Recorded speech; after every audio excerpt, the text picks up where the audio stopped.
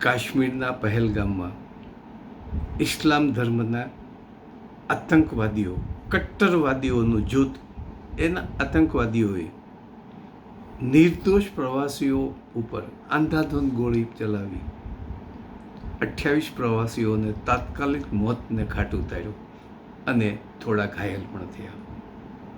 સમગ્ર ભારતમાં આતંકવાદ ઉપર ધિક્કાર વરસવા માંડ્યો. ચારે બાજુ આતંકવાદીઓને વખોડવા માંડ્યા. વિશ્વના લોકોએ પણ વખોડ્યું.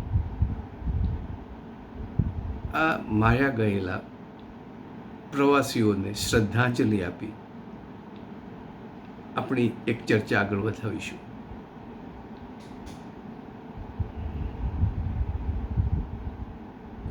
ઓમ શાંતિ શાંતિ શાંતિ.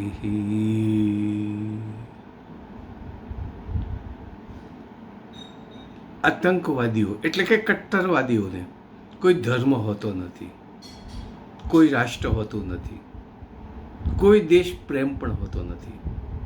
માત્ર ને માત્ર ધર્મની કટ્ટરતાવાદથી અન્ય ધર્મના લોકોને મારી નાખવા આ જ એક આતંકવાદનું લક્ષણ છે. આ પ્રસંગમાં, આ બનાવના કારણે ઘણા મુદ્દાઓ ઉપસ્થિત થાય છે અને એની ચર્ચા કરીએ છીએ. પ્રશ્નો ઊભા કરું છું, નક્કી તમારે કરવાનું છે. માત્ર એક વિશ્લેષણના સ્વરૂપે આ પ્રશ્ન રજૂ કરું છું. સૌથી પહેલી વાત એ છે કે કટ્ટરતાવાદીઓને, આતંકવાદીઓને કોઈ ધર્મ હોતો નથી. ઇસ્લામિક ધર્મ હોય, હિન્દુ ધર્મ હોય, ક્રિશ્ચિયન ધર્મ હોય, કોઈ પણ ધર્મ હોય, પણ આતંકવાદીઓ એટલે આતંકવાદીઓ જ કહેવાય. એના મનમાં એક કટ્ટરતાવાદનું ઝેર ઘૂંટેલું હોય છે, પીવડાવેલું હોય છે, અને ઝેર જ્યારે વટવૃક્ષ બને ત્યારે નિર્દોષ લોકોને મારી નાખવા, રેસી નાખવા, એ જ એનું કાર્ય છે. અને આવા આતંકવાદી સંગઠનો દરેક ધર્મમાં છે, દરેક ધર્મમાં છે. આપણા દેશમાં પણ ચારે તરફ આતંકવાદ છે. બીજો એક પ્રશ્ન છે કે ધર્મના કટ્ટરતાવાદને ધ્યાનમાં રાખીને એના નેજા હેઠળ નિર્દોષ લોકોને મારી નાખવા, રીબાવવા, એને જ આપણે આતંકવાદ કહીશું. ત્યારે બીજા ઘણા એવા પરિબળો છે કે દેશના નાગરિકોને રીબાવે છે, પીડાવે છે, વર્ષો સુધી શોષણ કરે છે.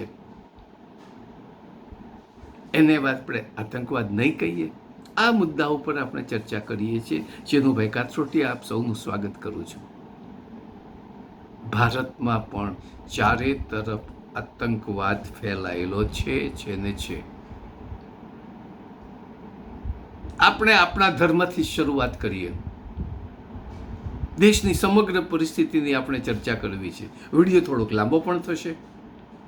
માત્ર રસ ધરનાર લોકો અથવા તો જેને દેશ પ્રત્યે દાજ છે એવા લોકો જ સાંભળવાના છે, હું જાણું છું. પરંતુ એક સ્પષ્ટતા કરવી છે. આપણે ત્યાં પણ હિન્દુત્વનો કટ્ટરતાવાદ છે, કટ્ટરતાવાદ છે. અને કટ્ટરતાવાદના નામે નિર્દોષ લોકોને હેરાન કરે છે, એનું શોષણ કરે છે. દર વર્ષે આપણે જોઈએ છીએ ઉત્તર પ્રદેશમાં કાવડિયાઓ ગંગાજળ લઈ અને ઉત્તર પ્રદેશમાં જાય છે. એ દરમિયાનમાં રસ્તાઓ પર આતંક ફેલાવે છે. આતંક ફેલાવે છે મારો શબ્દ નથી, ન્યૂઝપેપરનો શબ્દ છે, છાપાઓનો શબ્દ છે. નિર્દોષ લોકોને હેરાન કરે છે. ખટારાઓ છે, ટ્રક છે, ગાડીઓ છે, એની તોડફોડ કરે છે, ડ્રાઈવરોને મારે છે. વચ્ચે આવતા સ્ટોલને પણ તોડફાડ કરે છે. અને એમાં જો મુસ્લિમોના સ્ટોલ હોય તો એનો સદંતર નાશ કરે છે. એની પાસે કોઈ દયા નથી હોતી, એની પાસે કોઈ સ્પષ્ટ સમજણ નથી, માત્ર ધર્મ જનૂન જ છે. તો શું આપણે એને આતંકવાદીઓ ન કહી શકાય? નક્કી તમારે કરવાનું છે. બીજી વાત છે,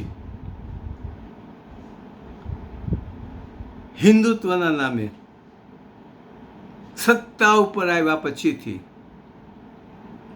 દેશના લોકોનું શોષણ આપણા શાસકો કરે છે. શોષણ આપણા શાસકો કરે છે. ટેક્સ નાખે છે, પ્રજાને રીબાવે છે, સવલતો નથી આપતા, અને સત્તાના ઓથા હેઠળ, સત્તાના આધારે વિપક્ષો અને એની સાથે સહમત ન થનારા પત્રકારોને હેરાન પણ કહેવાય છે, કરે છે. તો આવા શાસકોને આપણે આતંકીઓ ન કહેવાય? આ બધું તમારે નક્કી કરવાનું છે. હું માત્ર પ્રશ્ન મૂકું છું, કહેવાય કે ન કહેવાય તમારે નક્કી કરવાનું છે. ભારતમાં 72% શહેરી ગંદુ પાણી. કેટલું? 72% શહેરી ગંદુ પાણી અને કેમિકલ્સ ફેક્ટરીના ઝેરી પાણીઓ અને દૂષિત પાણીઓ નદીઓમાં, તળાવોમાં, ડેમોમાં છોડે છે, અને લોકોને ઝેરી પાણી પીવાનું, ગંદુ પાણી પીવાની ફરજ પાડે છે.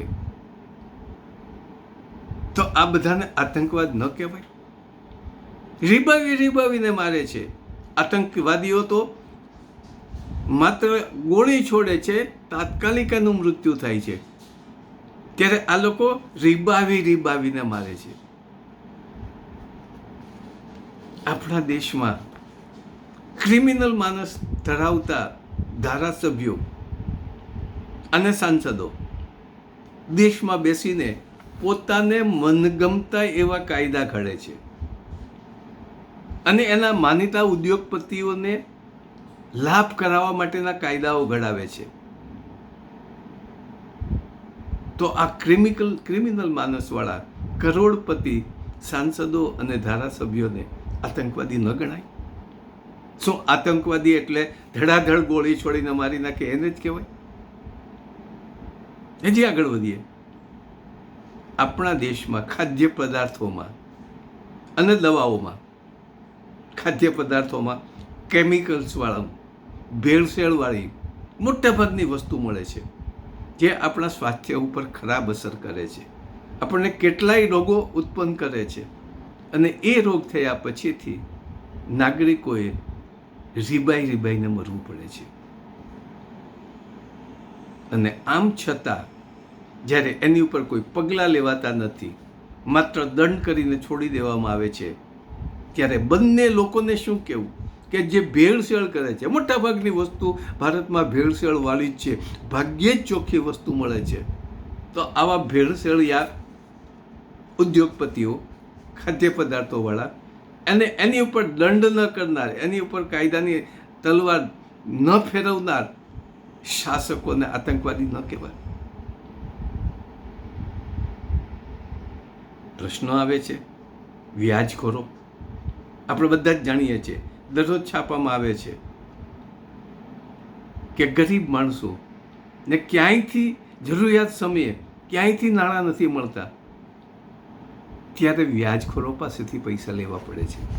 વ્યાજખોરો એની પાસેથી ચેક લખાવી લે છે, પ્રોમિસરી નોટ લખાવી લે છે, અને એના પૂરતા વ્યાજ સહિતના પૈસા ચૂકવાઈ ગયા પછી પણ વ્યાજખોરો અનેક ગણી રકમ લેણી કાઢે છે, ધાક ધમકીથી પડાવે છે, લોકોનું શોષણ કરે છે, લોકોને વ્યાજની ચુંગલમાંથી છૂટવા દેતા નથી, અને છેવટે ભોગ બનેલા લોકોને માત્ર આપઘાત સિવાય કોઈ રસ્તો રહેતો નથી, આપઘાત પણ કરે છે. તો દેશના આ વ્યાજખોરોને આતંકવાદી ન કહેવાય? સરકાર જાણે છે, છતાં સરકાર એની સામે પગલાં લેતી નથી. તો આ શાસકો પણ આતંકવાદની કેટેગરીમાં મૂકી ન શકાય. ગુજરાતની વાત કરીએ, શાસકો અને વહીવટી અધિકારીઓના રહેમ દ્રષ્ટિ હેઠળ ડ્રગ્સની હેરફેર થાય છે. ચરસ, ગાંજો, નશાકારક દ્રવ્યો, શરાબ, આ બધા છૂટથી વેચાય છે. હેરફેર તો થાય છે પણ છૂટથી વેચાય છે અને દેશના યુવાની બરબાદ કરે છે. એને નશાના રવાડે ચડાવે છે. પરિણામે ગુજરાતનું યુવા ધન બરબાદ થતું જાય છે. વારંવાર છાપવામાં આવે છે અને ગુજરાત તો ડ્રગ્સનું હબ બની ગયું છે, લેન્ડિંગ હબ બની ગયું છે. છાપાઓ વારંવાર કહે છે કરોડો રૂપિયાનું ને અબજો રૂપિયાનું ગુજરાતમાં ડ્રગ્સ પકડાય છે અને પકડાયા સિવાયનું અનેક ગણું ડ્રગ્સ લોકો વચ્ચે જતું રહે છે, દેશમાં ફેલાય છે. ગુજરાતની યુવા પેઢી ખલાસ થતી જાય છે. તો આ યુવા પેઢી અને આ શાસકો બધું જાણે છે. છાપવામાં આવે છે તો શાસકો શું છાપાઓ નથી વાંચતા? એનું LIB કે CBI કે CID ડિપાર્ટમેન્ટ એને રિપોર્ટ નથી કરતી? બધું જ થાય છે. ગૃહ ખાતા પાસે બધું જ માહિતી હોય છે, છતાં મુખ્યપ્રધાન અને ગૃહપ્રધાન આની ઉપર સ્ટ્રિક્ટ બનીને અટકાવી શકતા ન હોય તો જેટલા ડ્રગ્સના માફિયાઓ જવાબદાર છે એટલા જ આપણું ગૃહ ખાતું અને આપણા મુખ્યપ્રધાન જવાબદાર છે. અને ગુજરાતની પેઢીને બરબાદ કરતા શાસકોને આપણે આતંકવાદી ન કહેવાય? તો એના માટે શું શબ્દો વાપરીશું? ગઈકાલના છાપામાં હતું કે ગુજરાતમાં છેલ્લા 5 વર્ષમાં કુપોષણયુક્ત એટલે નાના બાળકોને પૂરો ખોરાક મળતો નથી, પોષણવાળો ખોરાક મળતો નથી, સારો ખોરાક મળતા નથી. એટલે છેલ્લા 5 વર્ષમાં 18,231 કેટલા 18,231 નવજાત શિશુઓ મોતને ભેટ્યા. 5 વર્ષમાં 18,000, 5 તેરી 6 તેરી 5 તેરી 15, ગણતરી કરો. 4,000 જેટલા, 4 થી 5,000 શિશુઓ, નવજાત શિશુઓ મૃત્યુ પામે છે કારણ કે એને પોષણ નથી મળતું. અને પોષણ નથી મળતું એનું કારણ આપણે ગુજરાતમાં ગરીબી છે, બેકારી છે, બેરોજગારી છે. પોષણયુક્ત ખોરાક લેવા માટે એની પાસે પૈસા નથી.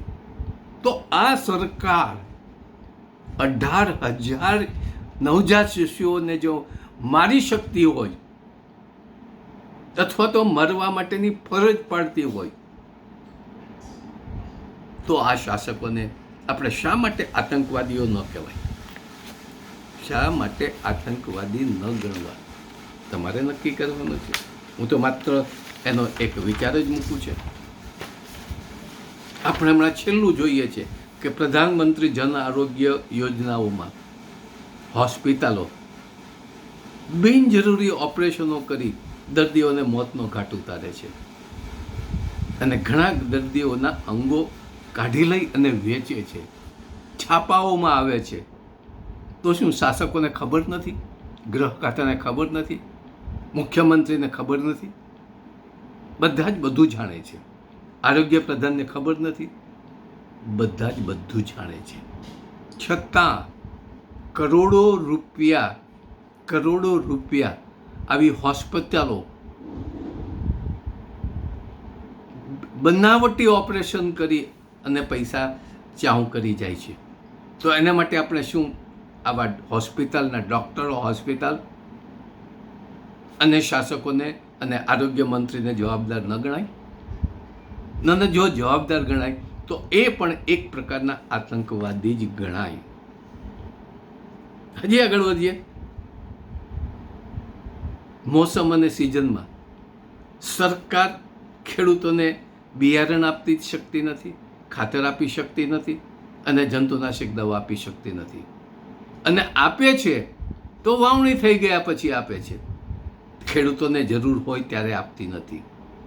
પરિણામે ખેડૂતોએ લાચાર બનીને ખાનગી ડીલરો પાસેથી ખરીદવું પડે છે, ઊંચા ભાવે ખરીદવું પડે છે, વધુ ભાવથી ખરીદવું પડે છે. ક્યારેક ખેડૂતો પાસે પૈસા ન હોય ત્યારે ડીલરો 3 થી 4 ગણી રકમ, એમાં 25 થી 30% રોકડા લે, કે જે ખરેખર લેવાના એટલા રોકડા લે અને બાકીના બાકી રાખી અને એ ખાતર બિયારણ આપે છે. અને એ પણ મોટાભાગનું નકલી હોય છે. જ્યારે સિઝન નિષ્ફળ જાય છે ત્યારે ખેડૂતોને ખબર પડે છે કે આ બિયારણ નકલી હતું. વર્ષોથી ગુજરાતમાં આવી બૂમો ઉઠે છે. ખાતરના ડીલરો પકડાય પણ છે. કોને ફાંસીની સજા થઈ? નકલી બિયારણને ખાતર બનાવવાની ફેક્ટરીઓ ગુજરાતમાં ધમધમે છે. એમાં કોની ફેક્ટરીઓ બંધ થઈ? તો કૃષિ મંત્રી એના માટે જવાબદાર નથી? માત્ર આશ્વાસન આપીને બેસી રહેવું પડે છે. તો આ લોકો પણ જ્યારે ખેડૂતોને લૂંટે છે, ખેડૂતોનું શોષણ કરે છે, ખેડૂતોની જિંદગી બરબાદ કરે છે, એવા કૃષિ મંત્રીને પણ આપણે આતંકવાદી ન કહેવાય? તો પ્રશ્ન એટલો જ થાય છે કે આપણા દેશમાં ડગલે ને પગલે ધર્મને નામે, ભ્રષ્ટાચારને નામે, દાદાગીરીને નામે આતંક ફેલાય છે. ઇવન ચૂંટણીમાં પણ સાબિત થઈ ચૂક્યું છે. એટલે હવે કહેવાય નહીં, કહી શકાય કે EVMની ગડબડી દ્વારા ચૂંટાયેલી સરકાર શાસન ચલાવે છે અને છતાં ચૂંટણી કમિશનર એમ કહે છે કે EVMમાં ગડબડી થતી નથી. અમેરિકા સુધીના નિષ્ણાતોએ સાબિત કરી આપ્યું છે કે ગડબડ થઈ શકે છે. સુપ્રીમ કોર્ટમાં પણ એ કેસ ચાલે છે. છતાં ચૂંટણી કમિશનર એમ જ કહે છે કે EVM મશીન તો એક કેલ્ક્યુલેટર છે, એમાં ગડબડ ન થઈ શકે. હકીકત હોવા છતાંય આ બધું ચલાવનાર, ગડબડી કરનાર રાજકારણીઓ અને ચૂંટણી કમિશનરને આતંકવાદી ગણવા કે નહીં, તમારે નક્કી કરવાનું છે. માત્ર નાગરિકોને અપીલ કરું છું કે ચારે બાજુ આતંકવાદ અને આતંકવાદ જ છે. એને આપણે ખતમ કરવો પડશે. આ રાજકારણીઓ તો આપણને ઊંધા ચશ્મા પહેરાવી અને ઇસ્લામના લોકોએ જે કંઈ ગોળીબાર કર્યો છે એને આતંકવાદના નામે રોકકળ કરે છે અને આપણને ગેરમાર્ગે દોરે છે. એ પોતાનું કાર્ય નથી કરતા, જેના માટે આપણે ચૂંટીને મોકલ્યા છે. સારા શાસન ચલાવવા માટે ધારાસભ્યો, સાંસદોને અને એમાંથી બનેલા મંત્રીમંડળને આપણે મોકલ્યા છે. પણ સતતપણે ચૂંટણીઓ જીતવી, વિપક્ષોની સરકારને પાડી દેવી, ગાલી ગલોચ કરવી, ધર્મના નામે ખોટા ભવાડાઓ કરવા, એવા આપણા શાસકો આતંકવાદી કરતા કમ નથી. નક્કી તમારે કરવાનું છે. માત્ર એટલી અપીલ કરું છું કે આપણે ગુજરાતમાંથી જે ભ્રષ્ટ અધિકારીઓ છે એ પણ આતંકીઓ જ છે. આ બધાને નાબૂદ કરવા હોય આપણે જાગવું પડશે. આતંકવાદ સામે આપણે લડવું પડશે. સરકાર સામે સરકારને કહી અને રોકકળ કરવાની જરૂર નથી. સંગઠિત બનવું પડશે. આપણે આપણી સરકાર સ્થાપવી પડશે અને બધા જ આતંકવાદી જે રાક્ષસો, જે વૃત્તિવાળા છે, રાક્ષસી વૃત્તિવાળા છે, એને સજા પણ કરવી પડશે, એમનો નાશ પણ કરવો પડશે, એને જેલમાં પણ પૂરી દેવા પડશે. નક્કી તમારે કરવાનું છે. આભાર. જય હિન્દ, જય ગુજરાત, સ્વાવલંબી ગુજરાત.